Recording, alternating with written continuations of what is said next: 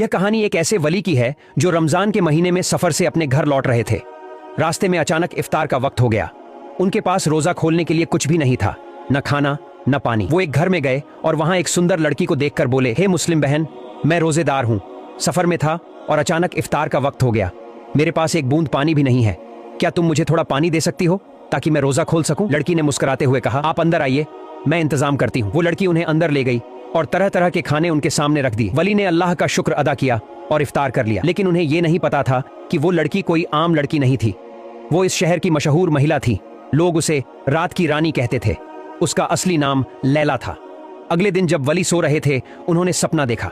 एक सफेद कपड़ों में शख्स उनके पास आया और बोला, ए अल्लाह के बंदे, तुम एक सच्चे मोमिन होकर एक बदनाम औरत के घर कैसे इफ्तार कर सकते हो? वली चौंक गए, बोले, मुझे तो कुछ पता ही नहीं था, अगर मुझे पता होता तो मैं कभी वहां नहीं जाता। तब उस शख्स ने कहा, उस औरत ने तुम पर एहसान किया है, तुम्हें खाना खिलाया है, अब तुम्हारा फर्ज है कि तुम भी उस पर एहसान करो, उसे गलत रास्ते से निकालकर सही राह पर लाओ। वली ने कहा, क्या ये इतना आसान है? वो एक वेश्या है, शहर के अमीर लोग उसके पास जाते हैं, क्या वो सब कुछ छोड़ देगी? उस शख्स की आवाज सख्त हो गई, तो क्या सिर्फ इसलिए कि वो पाप में है वो अच्छा नहीं बन सकती? क्या तुमने कभी उसे अच्छाई का रास्ता दिखाया? वली चुप हो गए, बात उनके दिल तक उतर गई। अगले दिन वो फिर लैला के पास गए। लैला ने उन्हें देखा तो थोड़ी घबरा गई। वली बोले, मैं तुम्हारे पास कोई गलत इरादा लेकर नहीं आया हूँ, तुम्हें एक सच्चाई बताने आया हूँ। लैला पहले तो हैरान हुई, लेकिन फिर उसकी बातों को ध्यान से सुनने लगी। वली ने कहा, मैं कोई बड़ा इंसान नहीं, एक साधारण सा मुसाफिर हूँ, लेकिन तुम वो इंसान हो जिसे अंधेरे से रोशनी की तरफ बुलाया जा रहा है। लैला हंस पड़ी, लेकिन उसकी आंखों में कुछ टूटने जैसा एहसास हुआ, जैसे उस हंसी के पीछे कोई दर्द छुपा हो। फिर वली ने एक कागज का टुकड़ा उसके हाथ में रखा और चला गया। उस कागज पर लिखा था, तुम सिर्फ लोगों का मनोरंजन करने के लिए नहीं बनी हो, तुम्हारा जन्म इससे कहीं बड़ा मकसद लेकर हुआ है। क्या तुम सच्चाई को जानना चाहती हो? लैला सारी रात सो नहीं पाई, उसका दिल बेचैन हो गया। वो सोचने लगी, ये कौन था, क्यों आया था मेरे पास? अगले दिन वो उस वली की तलाश में निकल पड़ी, लेकिन बहुत कोशिशों के बाद भी वो नहीं मिला। आखिरकार वो शहर के हाकिम के पास पहुंची और उस शख्स के बारे में पूछा। हाकिम थोड़ा हैरान हुआ और धीरे से बोला, लैला, वो आदमी कोई आम इंसान नहीं है, तुम्हें पता है वो कौन है? लैला बोली, नहीं, बस इतना जानती हूं कि उसने मुझे सवालों में उलझा दिया है। हाकिम ने कहा, वो एक साधक है, उसका नाम जायद है। पहले वो एक अमीर व्यापारी था, लेकिन फिर उसने सब कुछ छोड़ दिया और सच्चाई की तलाश में निकल पड़ा। वो सिर्फ उन्हीं के पास आता है जिनके लिए अल्लाह की कोई खास योजना होती है। यह सुनकर लैला का दिल कांप गया। वो यकीन नहीं कर पा रही थी कि अल्लाह का एक वली उसके जैसी औरत के लिए आया था। फिर उसने हाकिम से उस वली का पता लिया और उसे ढूंढने निकल पड़ी। उधर वो वली एक मस्जिद में बैठे थे। जैसे ही उन्होंने लैला को आते देखा, उनके चेहरे पर मुस्कान फैल गई। वो धीरे से बोले, तुम आ गई, मुझे भरोसा था तुम जरूर आओगी। लैला की आवाज सूखी और भारी थी। उसने पूछा, आपने मुझे इन सवालों के सामने क्यों खड़ा कर दिया? वली मुस्कुराए और बोले, क्योंकि तुम जानती हो कि तुम सिर्फ एक रात की सुंदरता के लिए नहीं बनी हो, अल्लाह ने तुम्हें एक घर की रानी बनने के लिए भेजा है। यह सुनकर लैला का दिल फिर से कांप उठा। वली ने फिर पूछा, लैला, तुम इस रास्ते पर कैसे आई?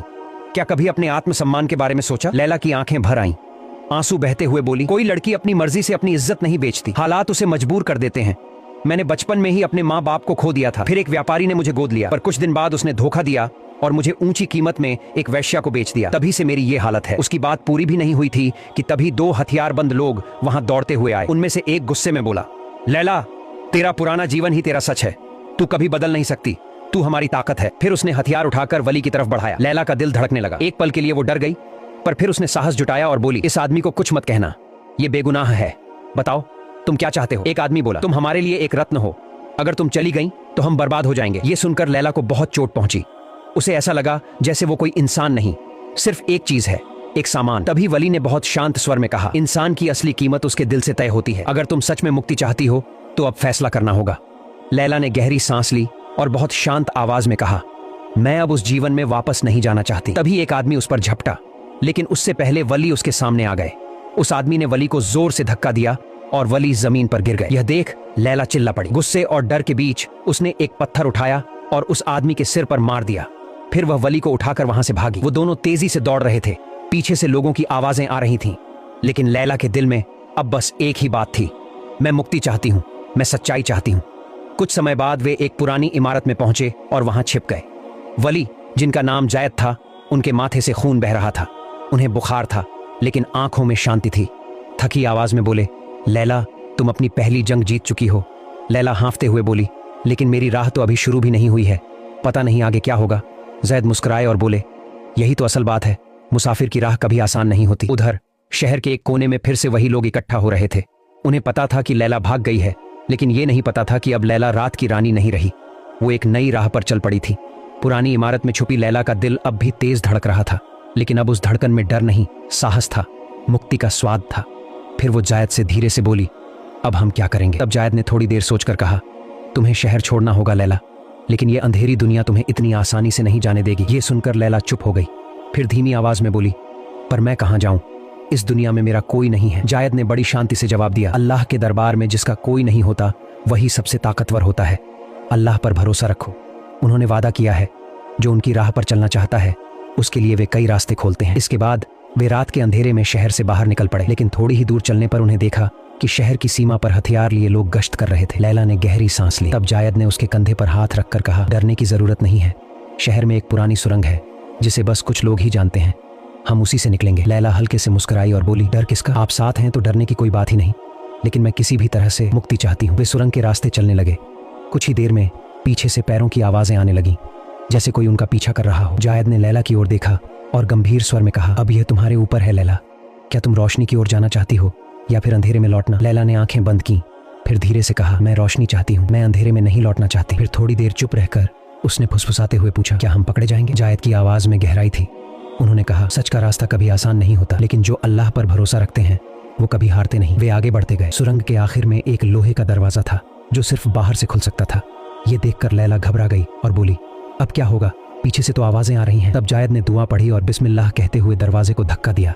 तभी दरवाजा जोर से खुला और वे दोनों बाहर आ गए। अल्हम्दुलिल्लाह, जायद ने कहा। उसी वक्त लैला के दिल में कुरान की एक आयत गूंज उठी, जो मेरे रास्ते में संघर्ष करते हैं मैं उनके लिए रास्ता खोल देता हूँ। इसके बाद वे रेगिस्तान की ओर दौड़ने लगे, लेकिन तभी लैला ने पीछे से एक आवाज सुनी। उसने मुड़कर देखा, एक तीर जायद की तरफ आ रहा था। बिना सोचे लैला दौड़कर जायद के सामने आ गई और तीर अपने शरीर में ले लिया। धड़ाम, वह जमीन पर गिर पड़ी। जायद चौंक कर उसकी ओर भागा।